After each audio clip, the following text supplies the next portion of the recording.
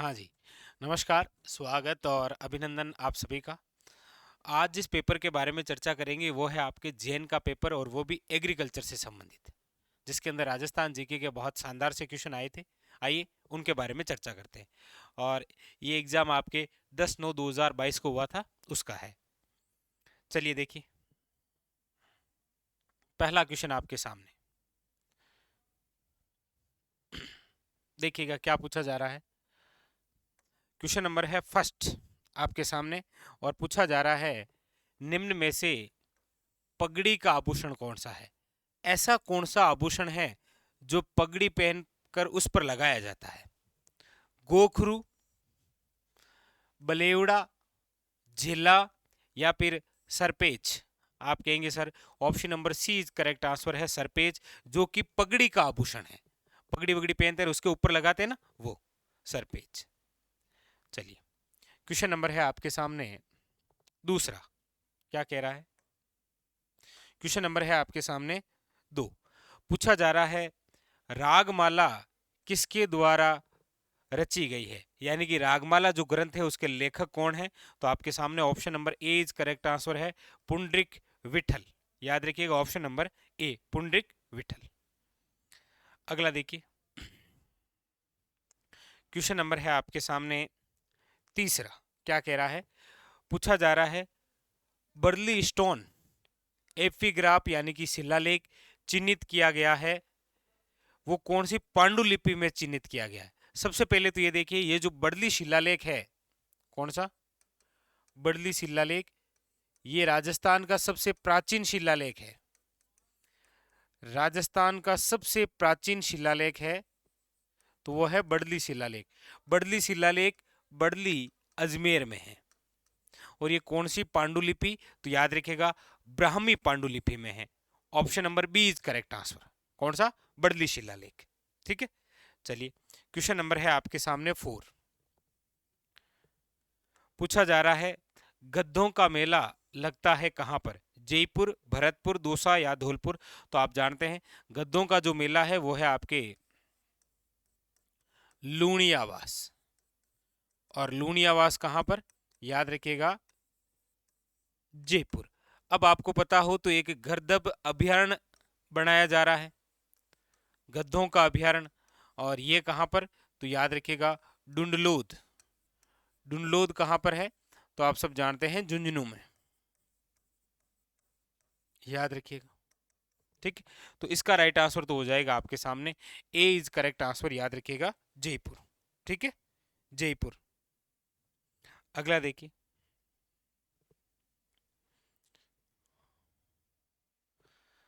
अगला है आपके सामने, निम्नलिखित में से कौन सा सही सुमेलित नहीं है? इस पेपर के अंदर जीके के बहुत अच्छे क्वेश्चन आए हैं। एक तरफ सिक्के हैं और एक तरफ आपके कौन सी रियासत के सिक्के। देखो, धौलपुर के सिक्के हैं आपके तमंचा शाही। आप कहेंगे सही है, कोई दिक्कत नहीं। करौली के सिक्के हैं आपके माणक शाही, ये भी सही है। प्रतापगढ़ के जो सिक्के हैं, याद रखिएगा सालिम शाही, ये भी सही है। जैसे आपके है ना, आपके देखिए स्वरूप शाही सिक्का कहाँ का है? याद रखिएगा मेवाड़ का। ठीक है, विजय शाही सिक्का कहाँ का है? विजय शाही सिक्का आपके मारवाड़ का। झाड़ शाही सिक्का कहाँ का है? झाड़ शाही, याद रखिएगा जयपुर का। याद रखिएगा अक्के शाही सिक्का कहाँ का है? याद रखिएगा जैसलमेर का। कहाँ का है? जैसलमेर का। ठीक है, तो ये भी सिक्के इंपॉर्टेंट। तो यहाँ पर धौलपुर का याद रखिएगा तमंचा शाही, करौली का है माणक शाही, प्रतापगढ़ का सालिम सिंह। भरतपुर के जो सिक्के हैं वो मदन शाही नहीं है। कमेंट करके बताना मदन शाही सिक्के कौन सी रियासत के हैं भाई। बाकी आपके सामने 7 रियासतें तो मैंने लिख दी। ठीक है, और ये भी इंपॉर्टेंट है, याद रखिएगा झाड़ शाही, अक्के शाही। ठीक है, इंपॉर्टेंट। चलिए अगले क्वेश्चन की ओर। क्वेश्चन नंबर है आपके सामने 6। क्या पूछा जा रहा है? पूछा जा रहा है आपको कि हल्दी घाटी के युद्ध को किसने खमनोर का युद्ध कहा है? देखिए, हल्दी घाटी के युद्ध को खमनोर का युद्ध कहने वाले जो इतिहासकार हैं वो है आपके कौन? तो याद रखिएगा अबुल फजल। वैसे हल्दी घाटी के युद्ध को याद रखिएगा गोगुंदा का युद्ध कहने वाले कौन है? तो याद रखिएगा अब्दुल कादिर बदायूनी। और हल्दी घाटी के युद्ध को याद रखिएगा, मेवाड़ की थर्मोपली कहने वाले कौन है? तो याद रखिएगा कर्नल टोड, कर्नल टोड। यहां पर जो ऑप्शन है वो हो जाएगा आपके सी इज करेक्ट आंसर। ठीक है, option number C is a correct answer. चलिए आगे लीजिए, अगला क्वेश्चन है आपके सामने, क्वेश्चन नंबर 7। तुंगा की लड़ाई कब लड़ी गई? बहुत इंपॉर्टेंट क्वेश्चन। तुंगा की लड़ाई डेट सहित पूछ लिया है, तो वैसे सन तो आपको पता ही है। तुंगा की लड़ाई हुई थी 1787 में। कब हुई थी? याद रखिएगा option number B is correct answer है आपके सामने, 1787 के अंदर। Very very important. ठीक है, प्रताप सिंह और मराठाओं के मध्य महाजी सिंधिया थे। महाजी सिंधिया इस युद्ध में पराजित होते हैं और पराजित होने के बाद में एक कथन कहते हैं कि यदि मैं जिंदा रहा तो जयपुर को तहस नहस मिट्टी में मिला दूंगा। ये वही है तुंगा की लड़ाई। ठीक है, हाँ, तुंगा आपके कहां पर है? तो याद रखिएगा दौसा में। अगला देखिएगा, अगला है आपके सामने, 12 कोठड़ी के नाम से कौन सा राज्य प्रसिद्ध है? 12 कोठड़ी देखिएगा, आमेर के शासक हैं जिनका नाम है पृथ्वीराज कछावा। पृथ्वीराज कछावा के 12 पुत्र थे, इसीलिए इन्होंने आमेर को कितने भागों में बांट दिया था? 12 भागों में। याद रखिएगा 12 कोठड़ी कौन सा राज्य? याद रखिएगा आमेर। और 12 कोठड़ी व्यवस्था किसने अपनाई थी? याद रखिएगा पृथ्वीराज कछावा। ऐसे भी क्वेश्चन बनता है इंपॉर्टेंट। ठीक है, अगला क्वेश्चन देखिए, क्वेश्चन नंबर है 9। क्या पूछा जा रहा है? पूछा जा रहा है राजस्थान में राइका जाति किस व्यवसाय से संबंधित है? राइका जो जाति है वो किस व्यवसाय से संबंधित है? अब देखिए राइका, या बोल सकते हैं आप इन्हें देवासी। ठीक है, हाँ, या फिर रेबारी। और आप सब जानते हैं कि ये जो जाति है ये ऊंट पालक जाति है। इनकी वजह से ही आज हमारे राजस्थान का जो विरासत पशु है आज भी है। तो ऐसा भी क्वेश्चन पूछा जाए कि राजस्थान का विरासत पशु किसे कहा जाता है? तो याद रखिएगा ऊंट। राजस्थान का विरासत पशु कौन सा है? याद रखिएगा ऊंट। Option number B is correct answer. परंपरागत ऊंट पालन पोषण करता जो जाति है वो कौन सी है? राइका, रेबारी या फिर देवासी। अगला देखिए, क्वेश्चन नंबर है आपके सामने 10। राजस्थानी संस्कृति में ओलंदी क्या है? ओलिंदी, ओलिंदी और ओलंदा होता है। क्या होता है ये? तो याद रखिएगा नववधु के साथ जाने वाली पुरुष या स्त्री क्या कहलाती है? पुरुष जाएगा तो कहलाएगा ओलिंदा और स्त्री जाएगी तो कहलाती है ओलिंदी। ठीक है, option number C is correct answer. चलिए क्वेश्चन नंबर है आपके सामने 11 नंबर, ये लीजिए, क्वेश्चन नंबर है 11। क्या पूछा जा रहा है? देखिए आपके सामने है, दुर्गादास राठौड़ की छतरी किस राज्य में स्थित है? वीर दुर्गादास राठौड़ की छतरी है वो कहाँ स्थित है? तो आप सब जानते हैं कि इनकी जो छतरी है वो बनी है आपके उज्जैन। उज्जैन मीन्स एमपी के अंदर। कौन सी नदी के किनारे? तो याद रखिएगा शिप्रा नदी के किनारे। और वीर दुर्गादास राठौड़ को तो आप जानते ही हैं, जिन्हें मारवाड़ का अणबिंदिया मोती कहा जाता है। क्या कहा जाता है? मारवाड़ का अणबिंदिया मोती। किसने कहा था इनको मारवाड़ का अणबिंदिया मोती? तो याद रखिएगा डॉक्टर गौरीशंकर हीराचंद ओझा ने। जबकि दुर्गादास राठौड़ को ही राठौड़ या फिर मारवाड़ का क्या बोलते हैं? याद रखिएगा यूलिसेस। यूलिसेस का मतलब होता है उपयोगी, और ये किसने कहा था? तो याद रखिएगा टोड ने। ठीक है, ये भी इंपॉर्टेंट फैक्ट होता है वीर दुर्गादास राठौड़ से संबंधित। ठीक है, तो यहां पर जो ऑप्शन है वो हो जाएगा आपके सामने एमपी रहा। ए इज करेक्ट आंसर। ठीक है, चलिए अगला, अगला है आपके सामने क्वेश्चन नंबर 12। पूछा जा रहा है संत जाम्बोजी को समाधि स्थल कौन सा है? बताइए। संत जाम्बोजी आप सब जानते हैं कौन से संप्रदाय से संबंधित है? तो याद रखिएगा विष्णु संप्रदाय। और विष्णु संप्रदाय जिसके अंदर 29 नियम है। ठीक, देखिए जाम्बोजी जो है इनकी जन्म स्थली जो है वो तो है आपके पिंपासर, और पिंपासर गांव नागौर जिले में, लेकिन इनकी जो समाधि है वो है मुकाम धाम बीकानेर, मुकाम मुकाम बीकानेर के अंदर, याद रखिएगा। ठीक है, very very important, option number A is correct answer. ठीक है, अगला देखिए क्वेश्चन नंबर है आपके सामने 13 नंबर क्वेश्चन। क्या कह रहा है, पूछा जा रहा है आपके बिट्टू महा के रियावले में किसके वीरतापूर्ण कार्यों का वर्णन है।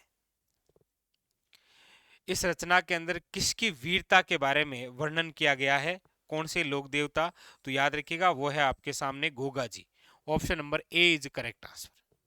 ठीक है, अगला क्वेश्चन देखिए, ये इंपॉर्टेंट क्वेश्चन, और क्वेश्चन नंबर 14 पूछा जा रहा है बिसल देव रासो की मुख्य महिला पात्र निम्न में से कौन सी।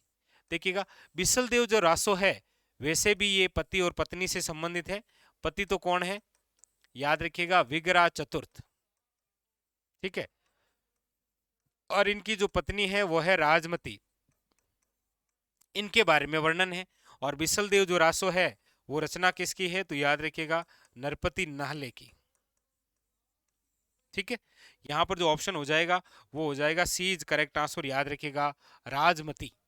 क्या हो जाएगा, राजमती। ठीक है, अगला देखिए क्वेश्चन नंबर है 15।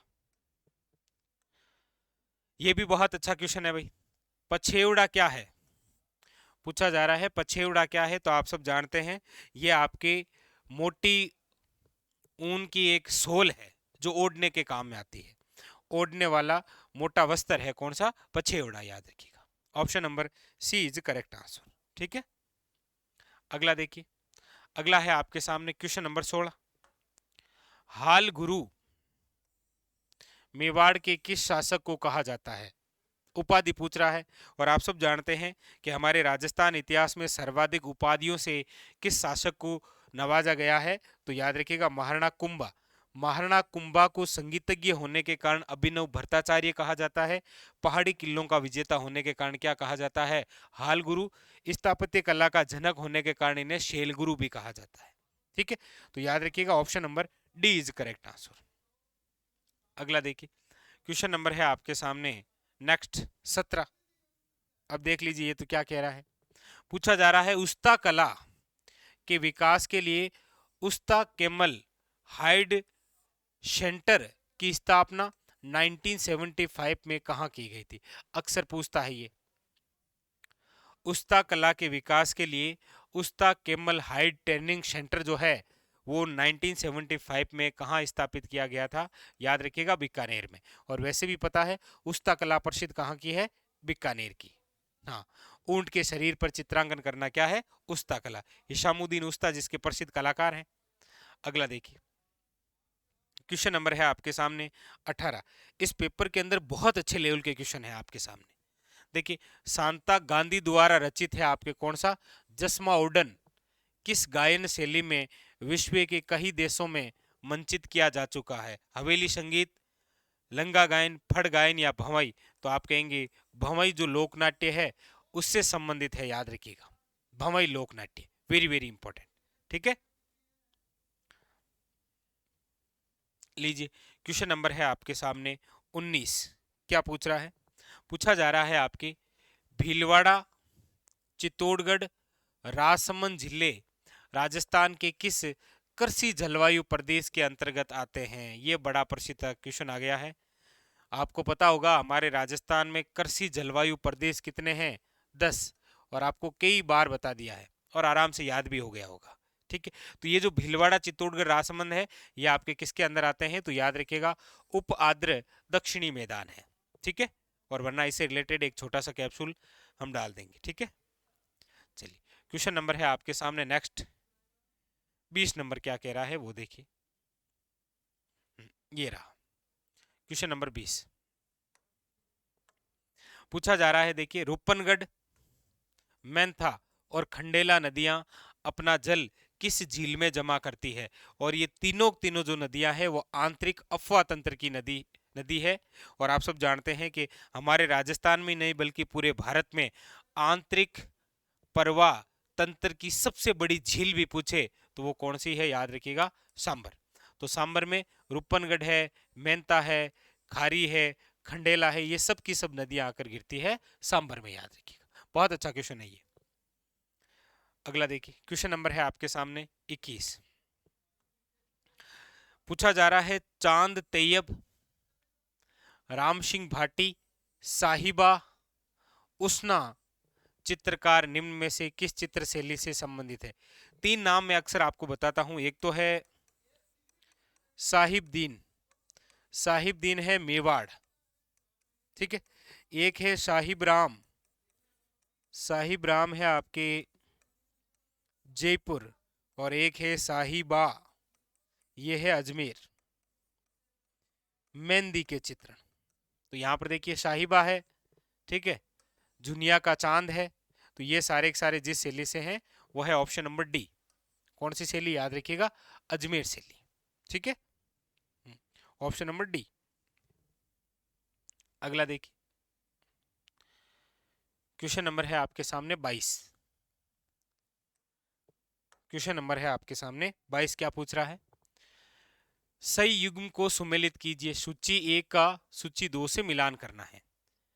ब्राह्मणी माता का जो मंदिर है वो कहां पर है? तो आप सब जानते हैं 12 के अंदर, ठीक है। एकमात्र देवी जिनके पीठ का श्रृंगार होता है और पीठ की भी पूजा होती है। शीतला माता का मंदिर आप सब जानते हैं चाक्षु जयपुर के अंदर है, चेचक की देवी है, ठीक है। चीण माता जो है वो रेवासा धाम सिक्कर के अंदर है। और सच्चाई माता जो कि ओशवाड़ों की कुलदेवी है, ओशिया जोधपुर में है, ठीक है, याद रखना है।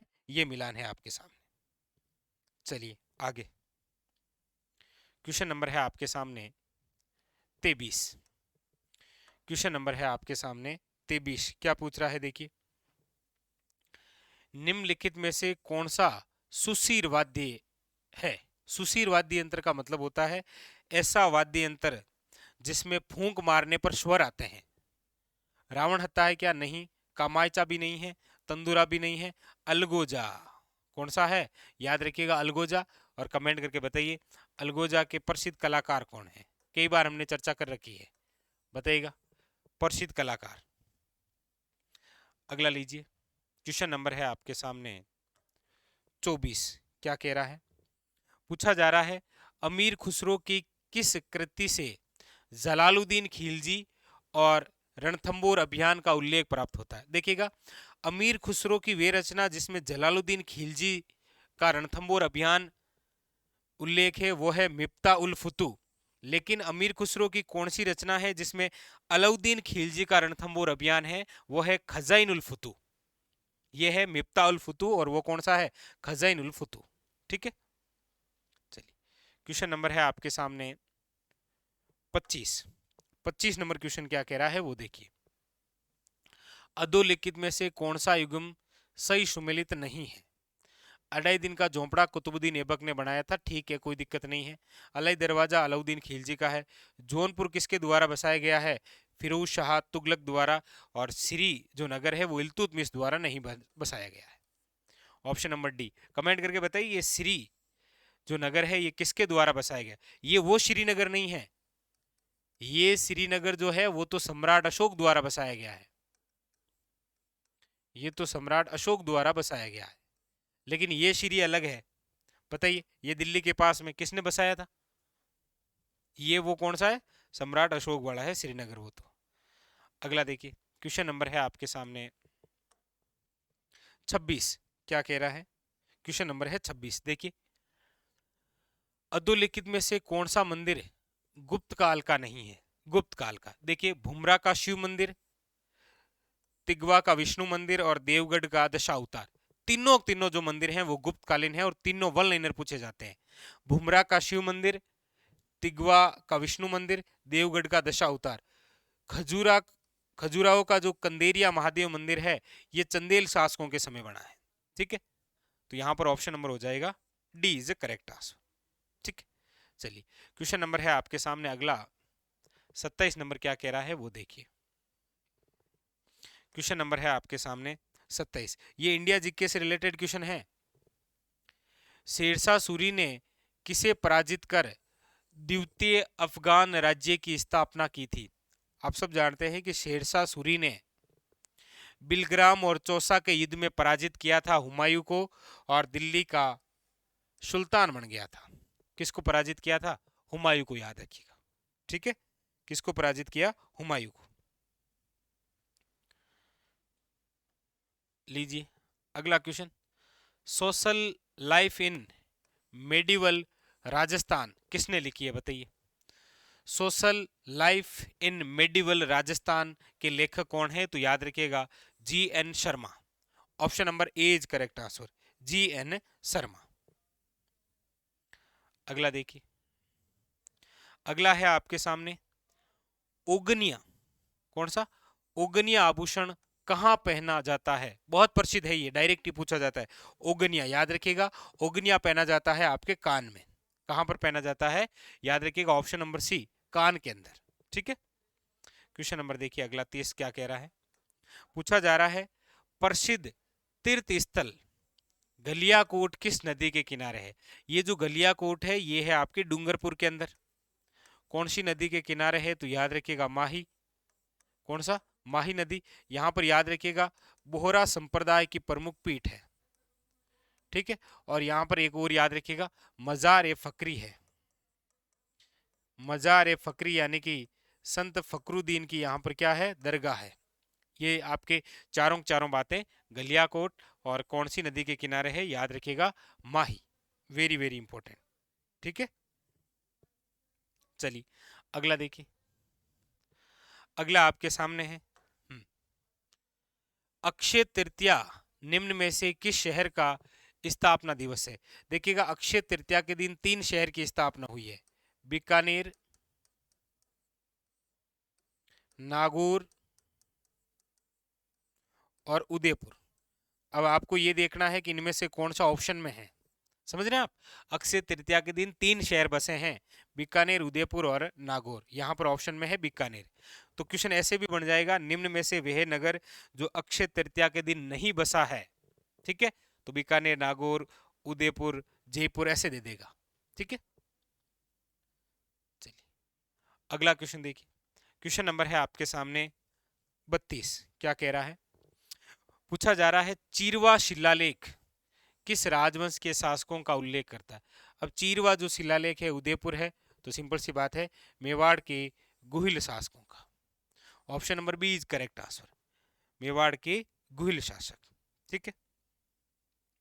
अगला देखिए, अगला क्या है? अगला है आपके सामने रागड़ी बोली किन बोलियों का मिश्रण है? रागड़ी। देखिएगा ये जो रागड़ी है ये स्वयं स्वतंत्र बोली नहीं है, ये उप बोली है किसकी? मालवी की। तो रागड़ी जो बोली है वो किन का मिश्रण है? याद रखिएगा मारवाड़ी व मालवी की। Option number B is correct answer. ठीक है, बी इज करेक्ट आंसर। अगला देखिए, क्वेश्चन नंबर है आपके सामने 34। स्वामी दयानंद सरस्वती द्वारा उदयपुर में परोपकारिणी सभा की स्थापना कब की गई? तो आप सब जानते हैं, देखिए तीनों क्वेश्चन क्लियर हो गए। परोपकारिणी जो सभा है इसकी स्थापना कब हुई थी? याद रखिएगा 1883 में। 1883 के अंदर ही स्वामी दयानंद सरस्वती की मृत्यु हुई थी अजमेर में दीपावली के दिन। परोपकारिणी सभा की स्थापना कहां की गई? उदयपुर। यहां पर option number B is correct answer. ठीक है। चलिए अगला देखिए, अगला है आपके सामने किस शासक को हसमत वाला राजा कहा जाता है? तो हसमत वाला जो राजा है वो आप सब जानते हैं, राव चंद्रसेन है, राव जोधा है, राव सूरसिंह है या राव मालदेव है। हसमत वाला शासक किसे कहा जाता है? पता चली गया आपको वो कौन से हैं? तो याद रखिएगा राव मालदेव। इन्हें 52 युद्धों का विजेता भी कहा जाता है, ये फारसी इतिहासकारों द्वारा कहा गया है। ठीक है। और राव चंद्रसेन की बात करते हैं तो ये मारवाड़ के प्रताप है, और प्रताप के क्या कहलाते हैं? अग्रगामी। ठीक है।